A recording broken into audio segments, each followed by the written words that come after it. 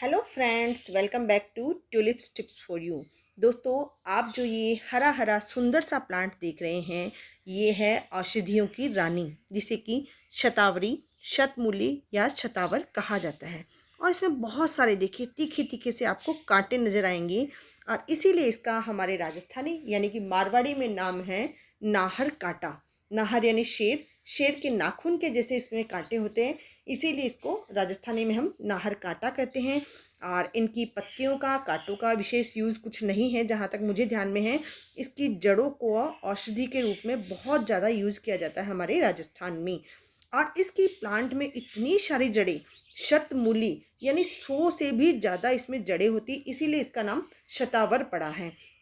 किसी भी जगह आप इसको लगाइए, इसकी जड़ें इतनी ज़्यादा फैल जाएगी कि आपके गमले को तोड़ देगी। मैंने भी ये बड़े से बड़ा गमला ट्राई किया था कुछ दिनों पहले, और देखिए इसमें बहुत सारी जड़ें हो गई हैं और इसने गमले को तोड़ दिया है। ये क्लिप भी मैं आपको दिखा चुकी हूँ। मैं छोटी छोटी सारी क्लिप इकट्ठी करके आपको आज इस वीडियो में पूरी जानकारी दूंगी कि इनकी जड़ों का क्या यूज़ है, फ्लावर्स कैसे होते हैं, पत्तियाँ कैसे होती हैं, बीज कैसे होते हैं, और इनको औषधियों के रूप में कैसे काम में लिया जाता है, कैसे इसका चूर्ण बनाया जाता है।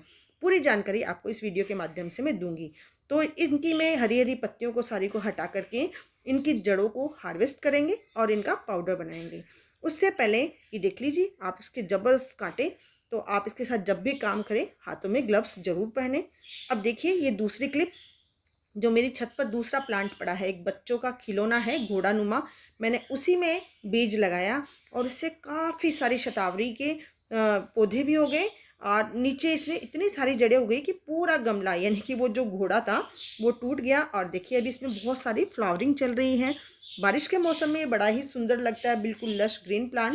धीरे धीरे धीरे धीरे सर्दियों में ये खराब होता जाता है, तो हमें इसकी पत्तियों की काट छाट ऊपर से कर देनी चाहिए, और उसकी जड़ें जो हैं अगर पक जाती हैं 1-2 साल में तो इसको हार्वेस्ट कर लेना चाहिए। इसके अब मैं थोड़े दिनों बाद का रिजल्ट ये देखिए, थोड़े दिनों बाद में वही वाइट वाले फूल इस तरीके से हो गए हैं, थोड़े से कलर इनका डार्क हो गया है और इनमें बीज बनना शुरू हो गई है। आप देख सकते हैं छोटे छोटे से दाने नुमा। ये बीज पहले ग्रीन होंगे और फिर पक करके रेड हो जाएंगे, और उन बीजों को हम चुन करके बारिश के मौसम में लगा करके बहुत सारे पौधे बना सकते हैं, या हम नर्सरी से भी ला करके इस प्लांट को लगा सकते हैं। देखिए बहुत सारी फ्लावरिंग मेरे इस प्लांट में। नीचे जो मैंने आपको प्लांट दिखाया वो दूसरा था, उसका गमला बिल्कुल टूट गया, और इसको भी मैं आज ही हार्वेस्ट करने वाली हूँ। तो इन दोनों को हार्वेस्ट करके मैं बहुत सारी जड़ें इकट्ठे करके उनका पाउडर बना के मेरे पड़ोस में रहने वाले एक दादी है उनके पास जाऊंगी, वो ही इसका यूज़ करेंगी। वो सब चीज़ें हम वहाँ देखेंगे।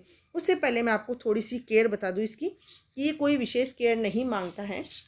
नॉर्मल गार्डन सॉइल, गोबर की खाद और सैंड, तीनों को बराबर मात्रा में मिला करके आप इसका पौधा लगाइए। लेकिन पौधा लगाने के लिए आप या तो इसको ज़मीन में लगाएं, और अगर आपको मेरे जैसे गमलों में लगाने का शौक है तो थोड़ा बड़ा गमला लीजिए, ताकि 1-2 साल तक उसमें काफ़ी सारी जड़ें फैले और आपको इस तरीके से बहुत सारी जड़ें प्राप्त हो सके। तो ये देखिए सारी पत्तियाँ मैंने उसकी ऊपर की हटा दी हैं, और जो जड़ें हैं उनको धो करके मैं ले आई हूँ दादी के पास। तो दादी ने मुझे बताया कि महिलाओं के लिए वरदान है ये पहाड़ी जड़ी बूटी, जो कि पीरियड्स की समस्या में, ऐंठन में आदि में प्रभावी औषधि है। प्रजनन क्षमता में भी बहुत अच्छी असरदार औषधि मानी गई है। वजन बढ़ाने में बहुत अच्छी है ये, और ख़ास करके ब्रेस्ट फीडिंग करने वाली जो मदर्स हैं उनकी में ये लैक्टेशन यानी दूध की मात्रा को बढ़ाती हैं। इस तरीके से देखिए ऊपर से हल्के हल्के हाथों से छीलने से ये ऊपर से छिल जाती है, और बीच में भी इनमें एक पतली सी जड़ निकलती है, वो जड़ निकाल देनी है। और चारों तरफ के जो मोटे छिलके हैं उनको कट करके दादी ने इस तरीके से इकट्ठे कर लिए हैं। तो पेट संबंधी जो समस्याएं होती हैं तो वो भी सुबह सुबह खाली पेट शहद के साथ ले सकते हैं। ये देखिए जड़ अंदर से निकली है बिल्कुल। इनको छीलने, ऊपर वाला पहले पतला छिलका छीला, फिर मोटे मोटे जो हैं उनको हमने इकट्ठा कर लिया, और जो बीच में एक पतली जड़ निकली है उसको हमने फेंक दिया है। तो दादी ने मुझे बताया कि पुरुष और महिला दोनों ही इसका यूज़ कर सकते हैं, लेकिन आप अगर यूज़ करो तो अपने पड़ोस में या अपने आसपास में कोई भी आयुर्वेदाचार्य हो जो जानकार हो इसका, उसको पूछ करके ही आप इस औषधि का यूज़ करें। इसके अधिक सेवन से भी दोस्तों बहुत सारे नुकसान हो जाते हैं, जैसे कि सांस लेने में प्रॉब्लम आ जाती है, त्वचा और आँखों में खुजली चलने लग जाती हैं। बहुत सारे इसमें गुण होते हैं, carbohydrate, sugar, magnesium, calcium, protein, energy, iron और बहुत सारे विटामिन्स इस औषधियों में होते हैं। इसीलिए इसे औषधियों की रानी आयुर्वेद में कहा गया है। तो ऊपर का छिलका छीलने के पश्चात मोटी मोटी इसके टुकड़े करके हम सुखाएंगे। और बीच में लास्ट में जो बिल्कुल मिड में एक पतली सी जड़ होती है उसको हम निकाल करके फेंकेंगे।